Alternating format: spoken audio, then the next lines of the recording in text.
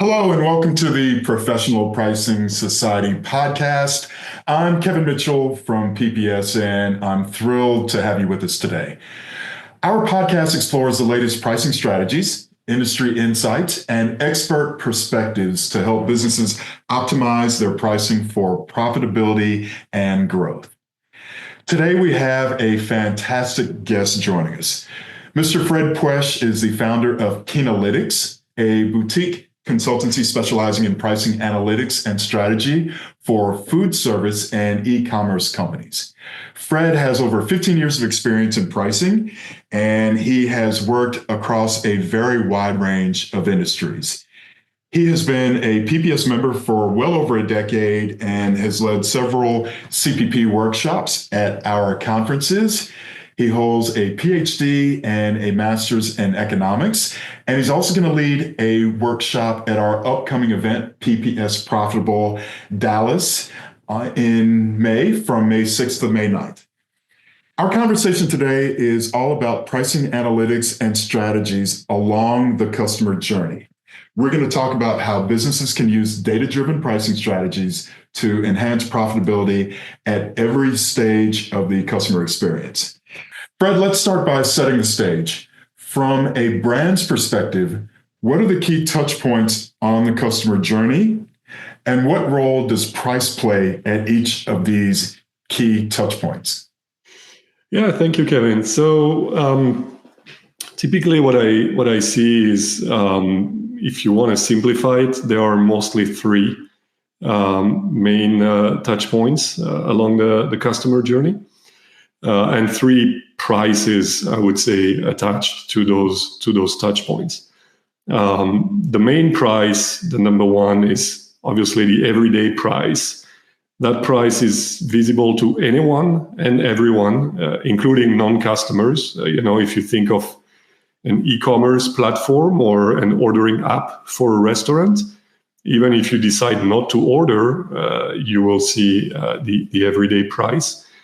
And that everyday price usually then ends up being used in about 50 to 75% of orders. So it's the main one, I would say. The second one, you will have a number of promoted, or let's call them discounted prices, limited time offers, coupons, you name it.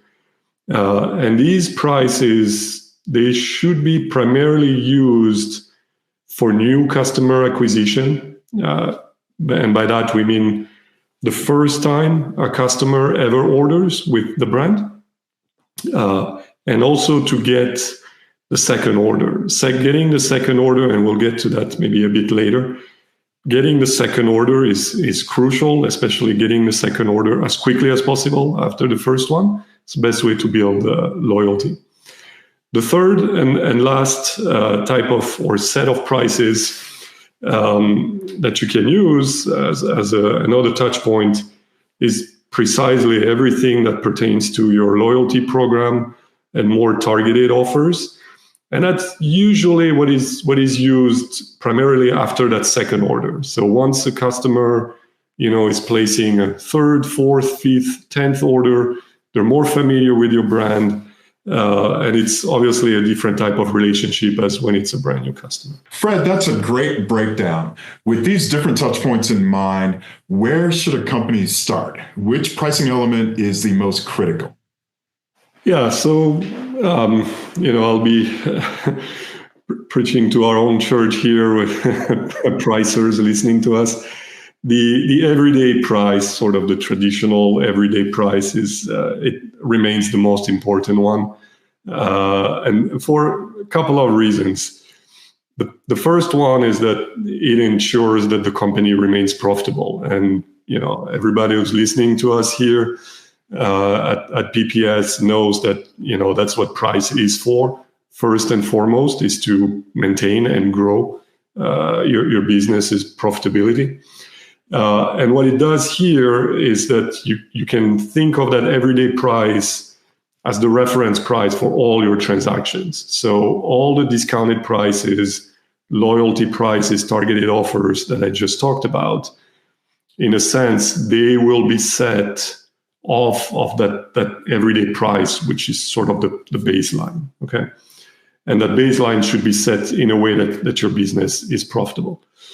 The second reason why it's, the everyday price remains the most important one, and the one where any brand really, the one that any brand should tackle first, is that even with at most aggressive brands, the brands that are going to do a lot of discounting, a lot of promotions, with a heavy loyalty program, usually that everyday price remains used in about half of the transactions, sometimes in about 75% of them.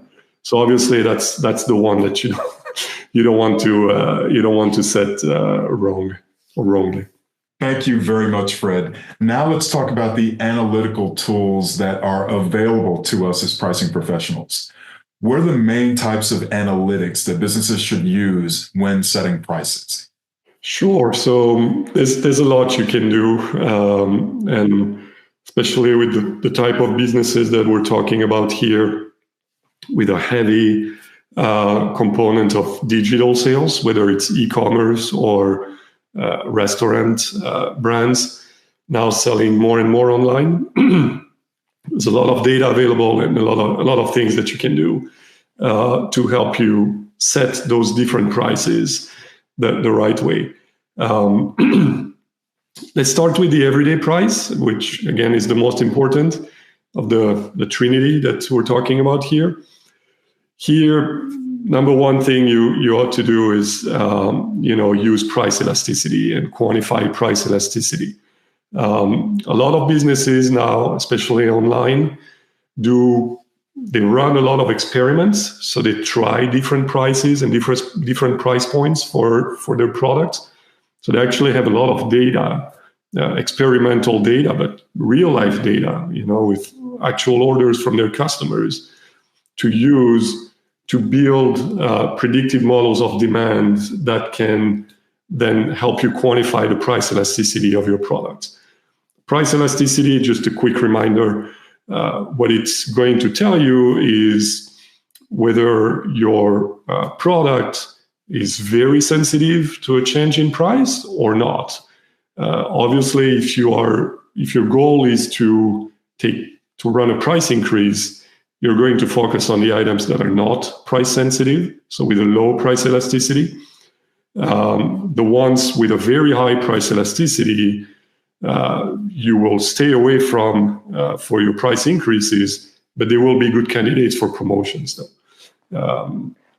Right? And so speaking of which, so second type of prices, we talked about promotional prices and discounted prices. Here, typically, you're going to focus on promotional effectiveness. What I've noticed is that there's actually a lot of companies out there that are not very good at measuring the true impact of their promotions. It's a lot of just very simple top line before and after analysis where, oh, look, volume went up, our promotion is successful. It's not that simple. You need to go a lot deeper than that to really understand whether a promotion worked or not. One way to do this is to build what statisticians and economists call a counterfactual. So counterfactual will tell you what would have happened without the promotion. There are fairly simple ways to do it. There are also more advanced ways to do it, where you can build, again, a predictive model that will tell you, all right, had the promotion not happened, this is what we would have observed at a very high level of detail. And by comparing that counterfactual with your actual performance, this is where you can really get a good read on the effectiveness of your promotions. Last but not least, for everything related to loyalty programs, targeted offers, a good, long, in-depth analysis of your order patterns and customer behavior. On the customer side, typically I start by analyzing cohorts, and that's something very common in e-commerce, right? Cohort analysis. So you look at all the customers acquired in the same month or the same quarter, and you track them over time and see how they behave. And then eventually you're going to build more advanced customer segmentation. Kevin, that customer segmentation is key to pricing, whether it's B2B, consumer, that never goes away. Again, now with the B2C digital businesses that we're talking about here, you can do a lot of that customer segmentation, because now every time a customer places an order online or through your app, you actually have the customer ID attached to the transaction, which opens up a lot of possibilities, obviously, for analytics and customer segmentation and customer analysis. Thank you, Fred. You mentioned how important it is for companies to clearly define the purpose of each pricing touchpoint. What are some of the common mistakes you see businesses making in this area? The main mistake is not to take advantage of it, actually, and to try to have either let's call it a one price fits all, so for every transaction, regardless of who your customer is, where they are in their journey with your brand, using the same price, or sometimes using the wrong price for the wrong purpose. And what I mean by that is typically, so again, if you go back to the three types of prices I described here, so your everyday price, your promotions, LTOs, discounts, and then your loyalty program and targeted offer. Well, again, your everyday price is here for profitability. And that's what pricing is for. I don't think anybody who listens to us here will disagree with that statement. Promotions, and that's where I see a lot of mistakes being made. Sometimes people use promotions to try and drive volume from existing customers and to drive loyalty, etc. That's a losing game. Usually promotions are most effective when they are used for customer acquisition. And by that, I mean customers or consumers who have not purchased from your brand yet, or who are very early in their customer journey with you. So sometime around that first or second order with your brand. And if you tailor your promotions and your discounts to really attract these new customers to your brand, this is where your promotions become effective and your marketing dollars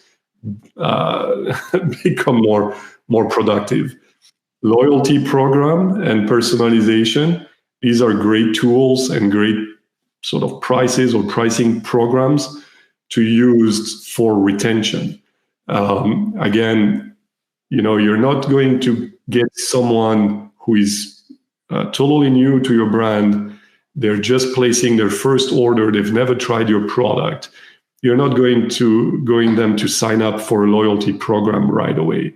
Whereas once a customer has placed 1, 2, 3 orders, they've tried several of your products, that's where they will start liking your brand, liking the value that they're getting from your product, and they will sign up for the loyalty program. And one comment here: loyalty doesn't mean deep discount necessarily, right?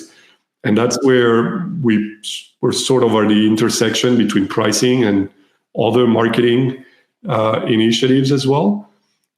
Sometimes, loyal customers, they enjoy having access to new products before everybody else, for example, right? Or special bundles, or, things like that. They, of course, do welcome a discount. We all do.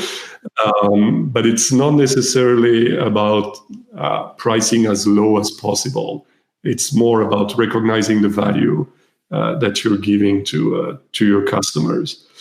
My last comment on this, Kevin, is, it may sound familiar to you because actually we're getting closer and closer to what B2B companies have been doing or trying to do for years and decades, right? Especially with trying to create loyalty with their customers and customer segmentation, etc. So there's, I think, a lot of convergence happening here between the two spaces, B2B and B2C.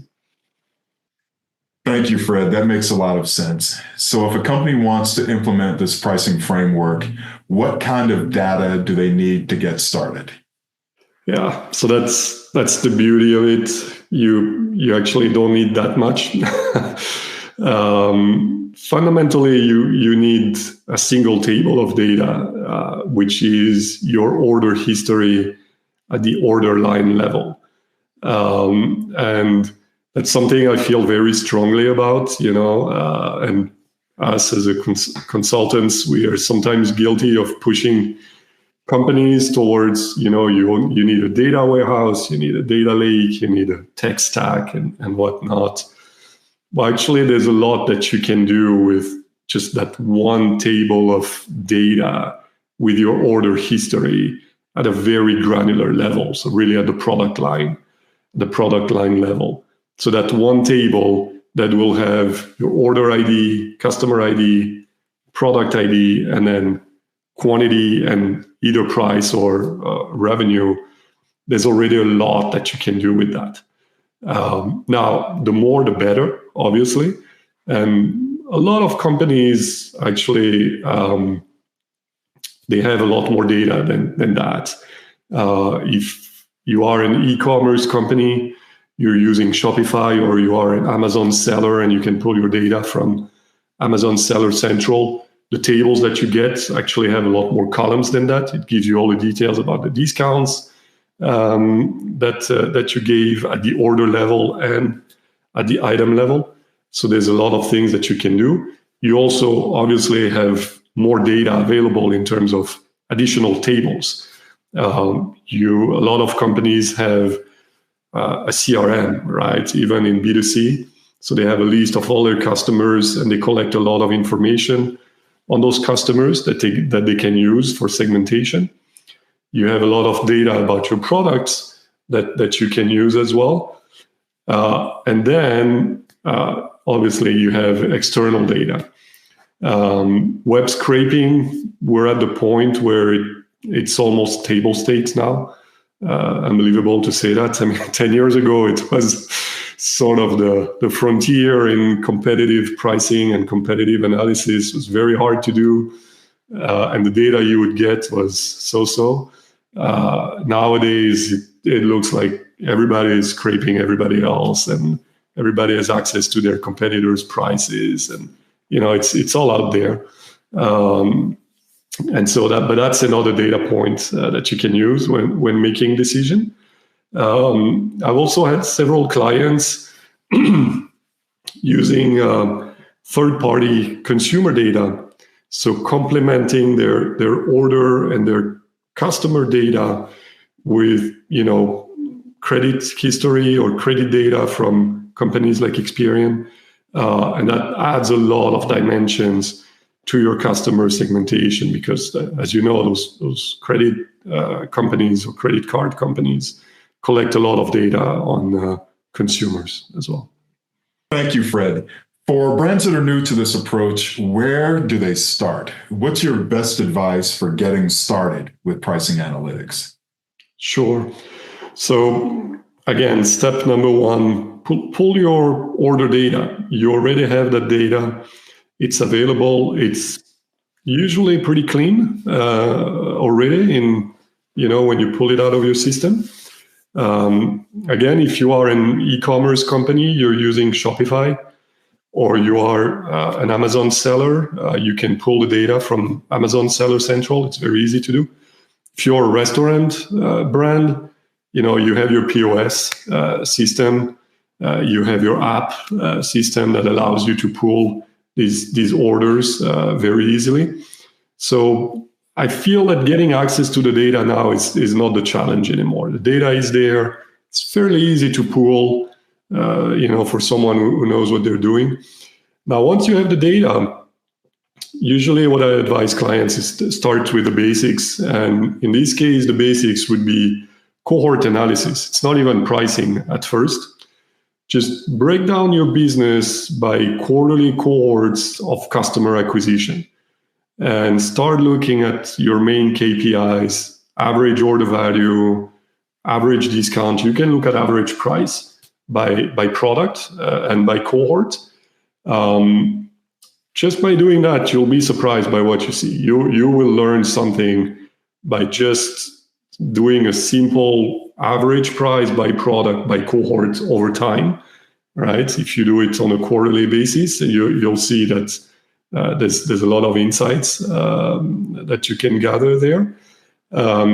Then, as I mentioned earlier, I would say the first step beyond the basics would be to make sure that you set your everyday price optimally from a margin standpoint. And now we get back to the price elasticity modeling, the predictive models of demand that I talked about earlier. Again, at the end of the day, we are pricers here, and that everyday price is the most important one in your business.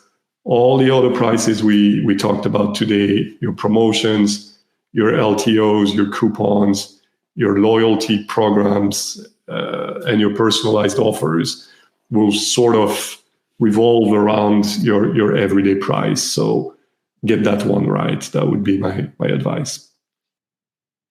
Thank you, Fred. This has been such an insightful conversation. Before we wrap up, I want to remind our listeners that you'll be leading a full-day CPP workshop coming up at PPS Profitable in Dallas. Fred's workshop is pricing analytics and strategy for optimal growth in B2C, so make sure to take advantage of that. But Fred, can you give us a quick preview of what your attendees can expect from your full-day CPP workshop? Sure. Yeah. Thank you, Kevin.